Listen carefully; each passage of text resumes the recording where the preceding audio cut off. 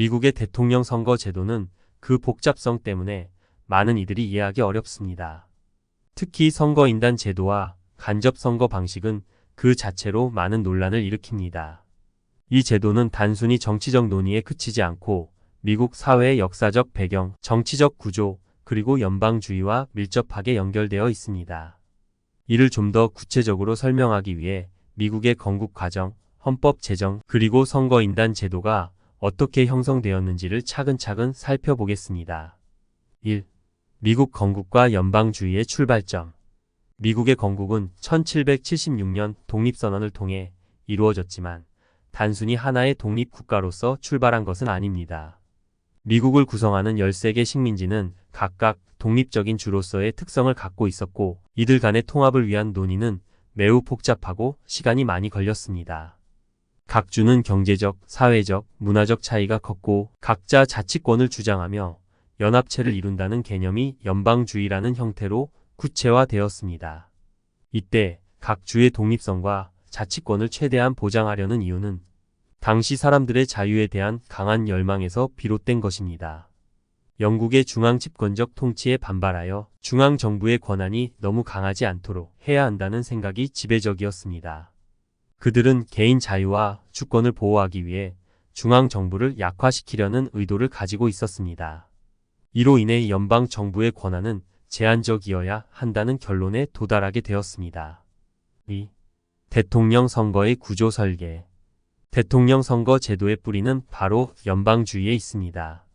당시 건국의 아버지들은 직접 선거로 대통령을 선출하는 방식에 대해 신뢰하지 않았습니다. 그들은 국민들이 직접 대통령을 선택할 능력이 없다고 생각했습니다. 이는 대통령 선거인단 제도를 탄생시킨 중요한 이유 중 하나입니다. 대통령 선거인단 제도. 대통령 선거인단 제도는 미국 헌법 제정 당시 간접 선거의 일환으로 설계되었습니다. 각 주는 자신의 인구수와 상원의원 수를 바탕으로 선거인단을 배정하고 이 선거인단이 최종적으로 대통령을 선출하는 방식입니다. 선거인단의 수는 각 주의 상원의원 2명과 하원의원 수를 합친 숫자에 해당합니다. 예를 들어 캘리포니아 주는 인구가 많아 하원의원이 53명이지만 상원의원 2명이 더해져 총 55명의 선거인단을 보유하고 있습니다. 반면 버몬트 주는 인구가 적어 하원의원이 1명에 상원의원 2명이 더해져 총 3명의 선거인단만 가집니다.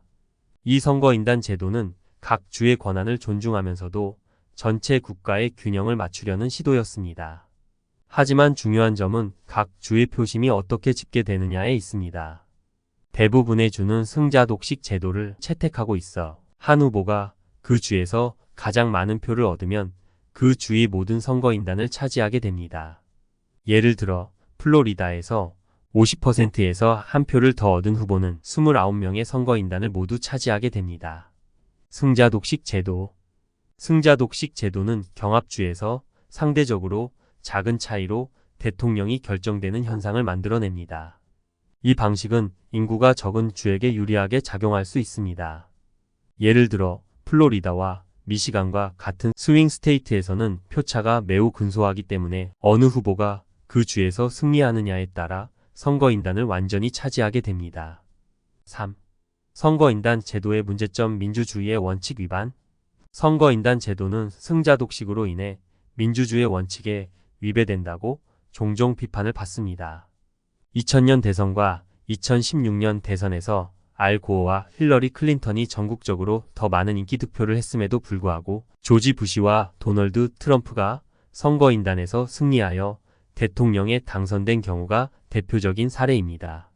2000년 대선 사례. 2000년 대선에서 알 고어는 전국 득표수에서 조지 부시보다 약 50만 표를 더 얻었습니다.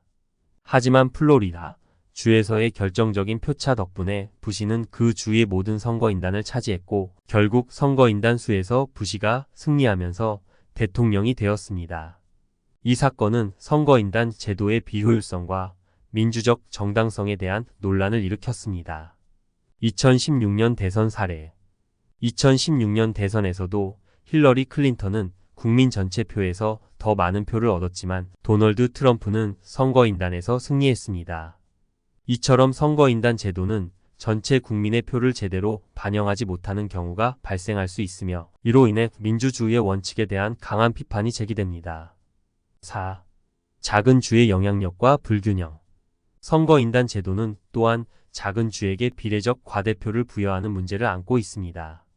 예를 들어 캘리포니아의 경우 인구가 매우 많지만 버몬트와 같은 작은 주는 상원의원 2명과 하원의원 1명을 기준으로 최소 3명의 선거인단을 배정받습니다. 버몬트는 상대적으로 적은 인구로 많은 영향력을 행사할 수 있습니다. 이로 인해 작은 주의 표가 큰 주보다 상대적으로 더 큰 비중을 차지하게 됩니다. 예를 들어 버몬트에서 선거인단 1명이 얻는 표의 비중은 캘리포니아에서 선거인단 1명이 얻는 표의 비중보다 큽니다. 이는 인구 비례의 불균형을 초래하며 소수의 주가 상대적으로 더 큰 영향력을 행사하는 결과를 낳습니다. 5. 개헌과 직선제 도입의 어려움. 미국에서 직선제로의 전환을 요구하는 목소리가 꾸준히 있어 왔습니다. 하지만 미국의 개헌 과정은 매우 어렵고 복잡합니다. 헌법 개정을 위해서는 상원과 하원의 3분의 1 이상 찬성과 각 주의 3분의 2 이상 찬성을 받아야 합니다. 이 과정은 시간이 오래 걸리고 정치적인 합의를 얻기 어렵기 때문에 직선제 개헌은 현실적으로 불가능에 가까운 상황입니다. 6. 연방주의와 선거인단 제도의 관계. 미국의 대통령 선거 제도가 계속해서 논란을 일으키는 이유는 연방주의와 대통령 선거인단 제도가 밀접하게 얽혀 있기 때문입니다. 연방주의는 기본적으로 각 주의 독립성을 중시하며 이 독립성은 국가 내에서 각 주가 자율적으로 자신의 권리를 행사하고 정치적 영향력을 유지할 수 있도록 보장하는 개념입니다. 이 연방주의의 철학은 연방 정부의 권력이 각 주의 자치권을 해치지 않도록 설계된 것입니다. 선거인단 제도는 각 주가 대통령 선거에서 독립적으로 선택을 할 수 있도록 하며 각 주는 자기 주의 유권자들이 선택한 후보를 지지하는 방식으로 대통령을 뽑는 시스템을 채택하고 있습니다.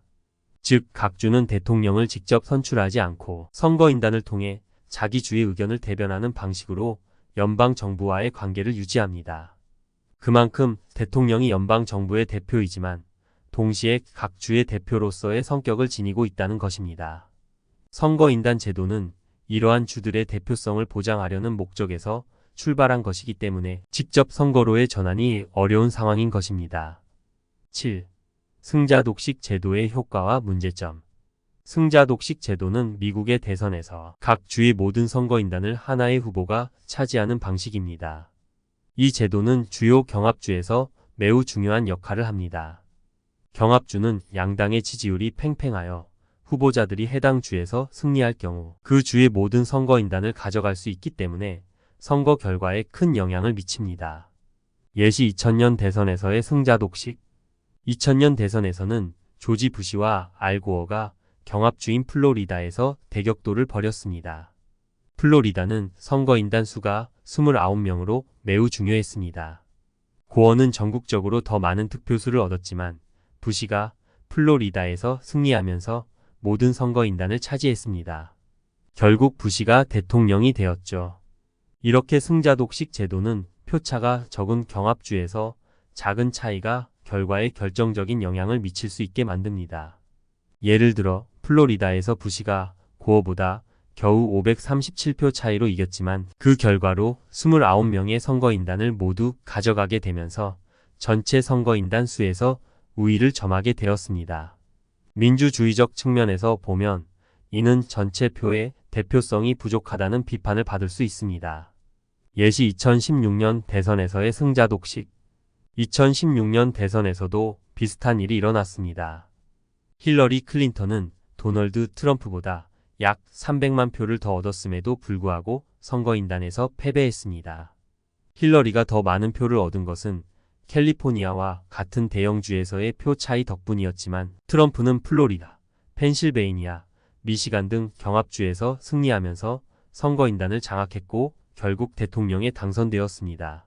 이러한 불균형은 대통령 선거인단 제도의 가장 큰 단점으로 꼽히며 간접선거의 문제점이 여실히 드러나는 사례입니다.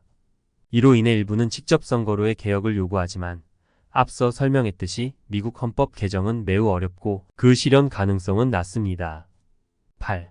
미국 대선과 연방주의 작은 주와 큰 주의 차이. 선거인단 제도의 또 다른 중요한 측면은 바로 작은 주와 큰 주의 영향력 차이입니다.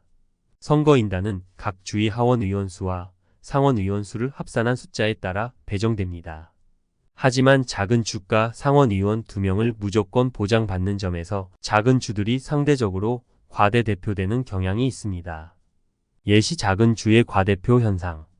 버몬트와 캔자스 같은 작은 주들은 인구가 적지만 최소 상원 의원 2명과 하원 의원 1명을 더해 3명의 선거인단을 보유합니다.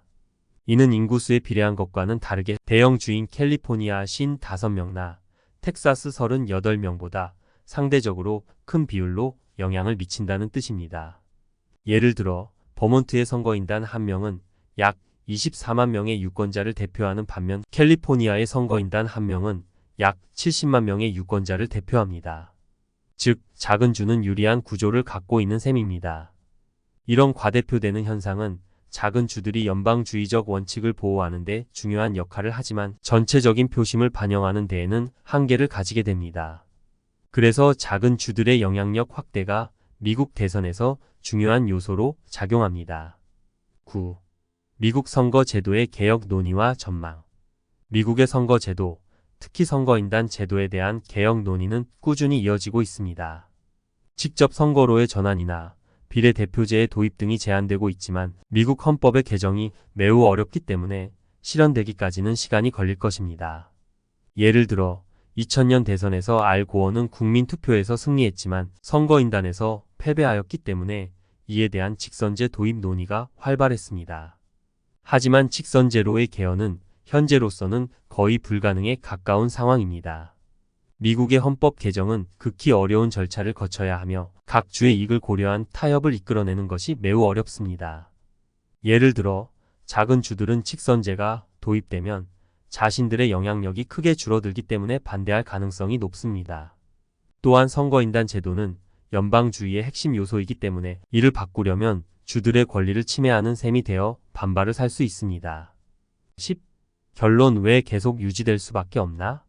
미국은 연방제 국가로서 각 주의 자치권과 독립성을 보호하고 대통령이 전체 국가의 대표이기 전에 각 주의 대표라는 중요한 성격을 지니고 있습니다. 선거인단 제도는 바로 이 점을 반영한 제도이며 각 주의 특성을 고려하여 설계되었습니다. 직선제 개헌을 주장하는 목소리가 있지만 현실적으로 이를 바꾸는 것은 헌법적, 정치적 장애물이 많아 매우 어렵습니다. 결국 미국은 연방주의와 대통령 선거인단 제도를 유지할 가능성이 높으며 이로 인해 미국 대선은 계속해서 복잡하고 논란이 많은 과정으로 여겨질 것입니다. 미국 대통령 선거 제도는 미국의 정치적 역사와 철학을 반영하며 다양한 이견 속에서도 여전히 주들의 권리를 보호하고 연방주의의 가치를 지키는 방향으로 작동하고 있습니다. 이는 민주주의의 이상과 실제적인 정치적 타협 사이에서 계속해서 균형을 맞추고 있는 결과입니다.